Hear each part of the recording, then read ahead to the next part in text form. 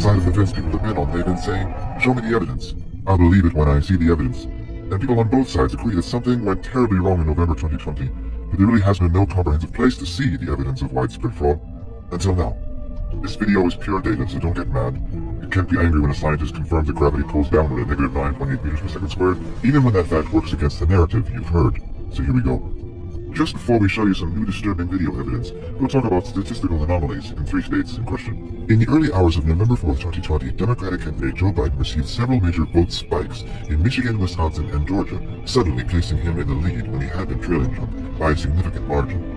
8,954 individual vote updates were analyzed. Across nearly all updates, there follows a clear statistical pattern. However, a very small number of batches are especially questionable. The 4 most notable aberrations were 2 in Michigan, 1 in Wisconsin, and 1 in Georgia. And all occurred in the same 5-hour window, in the middle of the night, when in some places counting reportedly had stopped. Not only do these updates not follow generally observed patterns, but their behavior is particularly extreme. For context, using publicly available data from the New York Times, here is a visualization of the number of votes by candidate in Michigan from the beginning of the election night to 7 p.m. Eastern Time on November 4th. Trump is in red, Biden is in blue. Notice the sudden and improbable spike in votes for Biden at 6:30 a.m., where Biden received 141,258 votes, while Trump only received 5,968. This extreme ratio is surrounded by updates that are nearly the same in ratio. This particular update is 23 times more votes for Biden, and is the most extreme update favoring Biden in all datasets across all states. The situation in Wisconsin is even more stark. A single update to the vote count brought Biden from trailing by over 100,000 votes into the lead. Thirdly, a vote update in Georgia at 1:34 a.m. Eastern Time on November 4th, which shows 136,155 votes for Joe Biden and only 29,115 for Donald Trump. The extent of these 4 vote spikes in question are more than the margin of victory in all 3 states, which means the spikes were not only abnormal in regards to percentage for Joe Biden, but also in magnitude of the vote count. Out of roughly 9,000 updates, this election was decided by only 4 extreme updates, each with a probability of less than 1/10%, meaning that had these 4 unlikely updates not happened, we would have a different president in the White House. Detractors argue that these spikes were merely human error and not indication of fraud, and the errors have been corrected. If the errors have been corrected, where is their evidence? Why would the results never change? Others have said that the spikes indicate heavily Democratic precincts. If that were the case, then California would show many spikes of that magnitude, but it doesn't. Only 1 vote update in California is anomalous in percentage of Biden votes, but not enough magnitude to shift an outcome. The strangest anomaly visible in the data is a consistently identical ratio of Biden to Trump votes across time, which is theoretically impossible. Here is Florida. These updates occurred over a week following the election. Notice all the ratios of Biden to Trump votes are 100% identical over several days. This pattern shows up in many states. It appears that a computer algorithm is involved in the process, which is doing something called weighted race distribution, a feature of Diebold voting machines known as early as 2001, which gives values to votes rather than simply counting them. Here in California, we see an update of 1 vote. About 65% of that value is given to Biden, and 32% to Trump. How can 1 vote go to more than 1 person? It is well known and not disputed that Diebold software was found to be switching votes through programming in past elections. Even though Diebold is no longer used, Dominion Voting Systems acquired ES&S in 2010, which had previously acquired Diebold under its new name, with Premier Election Solutions. This does not exhaust all statistical data anomalies encountered in the 2020 election, but data anomalies is only one factor to consider. Next is eyewitness and video evidence. In Georgia, there's a case of a poll worker named Ruby who was seen on Instagram giving a secretive live video of her working in the back room filled with absentee ballots. Okay, don't say that. That's it.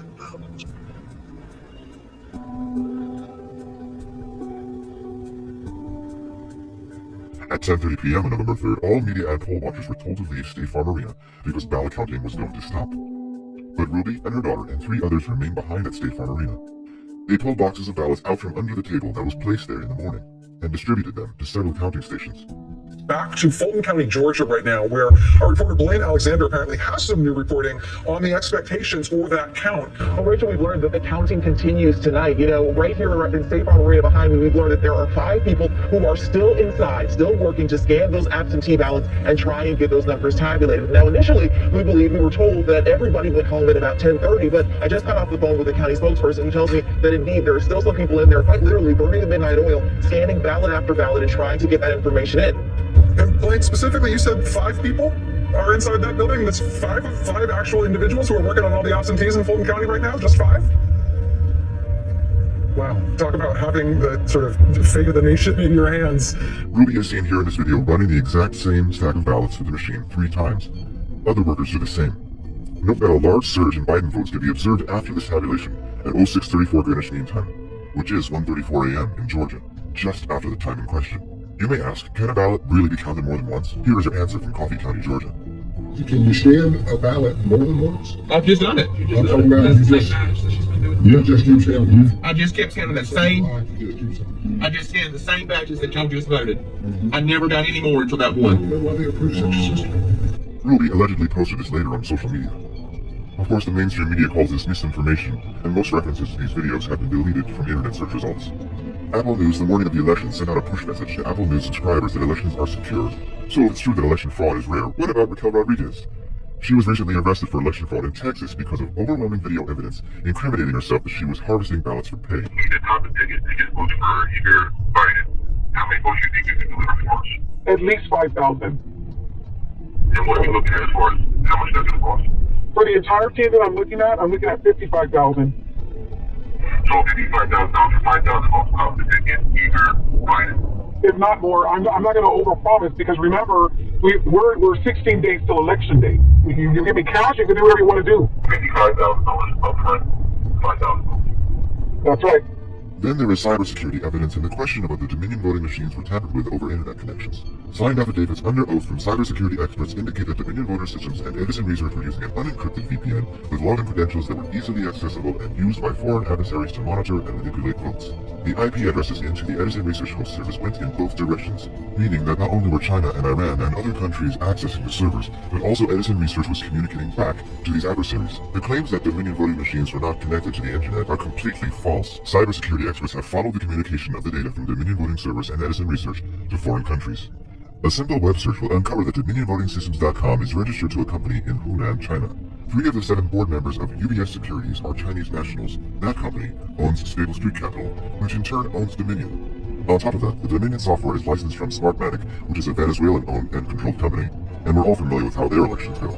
Furthermore, forensic audits of the machines reveal significant errors. Although the mainstream media and politicians are saying that it's dangerous misinformation that Dominion voting systems are unsecure, this was the very message that several left-leaning news sources were claiming less than a year ago. NBC News and PBS found out just how easy it is to hack voting machines or cast fake votes. It's important to know that Georgia just spent over is about to spend over $100 million on a contract with Dominion to provide image cast hardware to the state in time for the next primaries and for the 2020 election.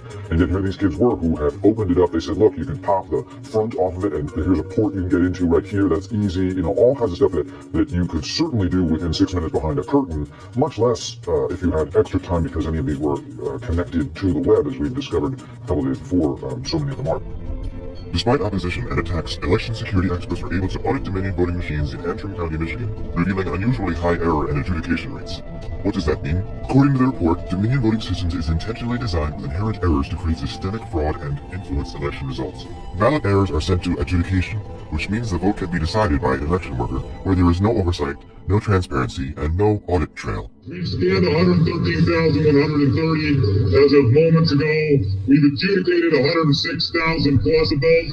Experts identified an error rate of 68.05%, which is far above the Federal Election Commission guidelines of 0.0008%, or 1 in 250,000. Although vote adjudication logs are available for prior election years, suspiciously, all the logs for the 2020 cycle were missing. Moreover, all security logs prior to 11:03 p.m. on November 4th are also missing. If that's not enough, the election event designer log shows that the Dominion image cast precinct cards were reprogrammed on October 23rd and again on November 5th, which violates the Help America Vote Act, which includes a 90-day safe harbor period that prohibits changes to election systems, registries, hardware, and software updates without undergoing recertification. Even if skeptics and critics persist that these issues are inconsequential, they should be willing for forensic audits to take place for transparency, yet they have viciously attacked attempts to review logs.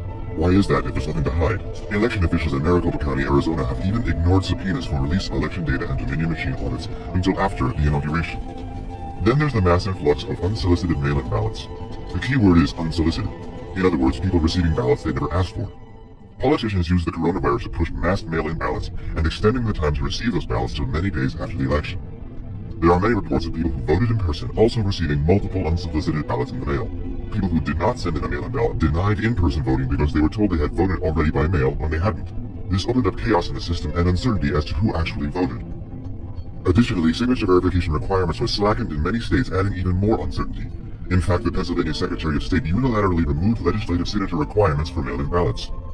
More than 1,000 signed affidavits have been given by poll workers who have witnessed illegal activities, non-equal treatment of Republican poll watchers, counting ballots in locations with no poll watchers not permitted close enough to see the counting process, shredding ballots, garbage bags full of ballots for Trump, entire boxes of hundreds of supposedly mail-in ballots that have no folds, indicating they were never actually mailed by anyone. The list goes on and on. These affidavits are signed by witnesses under penalty of perjury, so this should not have been taken lightly, but these witnesses were never heard in court.